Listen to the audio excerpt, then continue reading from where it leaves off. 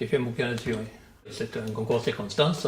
C'est le directeur du zoo du coin qui avait piqué des loups et qui était copain avec moi. Il savait que ma femme était amoureuse des loups. Et donc... Ou amoureuse de votre femme.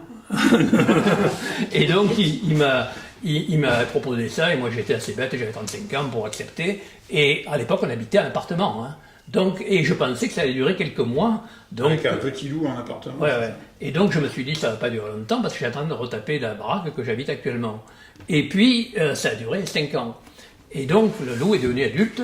Et là, j'ai découvert. Et là, je suis, je pense, à ma connaissance en tout cas, le seul à avoir élevé un loup, non pas dans un enclos à côté de la maison, mais dedans. Et donc, j'étais en meute avec un loup.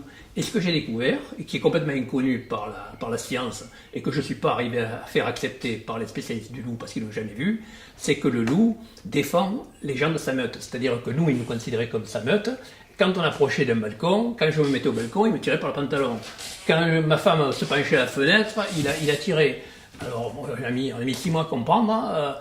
Et enfin, quand elle se prenait son bain, hop, il a tiré pour la sortir de l'eau.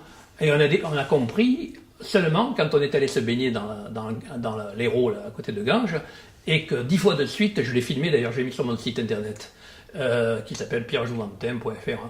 Et donc, quand 10 fois de suite, elle s'est jetée à l'eau, elle allait chercher ma femme et elle l'a ramenée à la côte.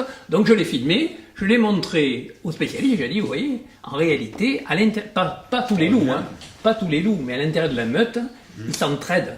Donc c'est exactement, pour revenir à votre discussion du début de Hobbes, c'est exactement l'inverse. Moi je dis que le loup est altruiste, comme l'était l'homme, mais on est moins, on l'est pas d'une manière obligatoire.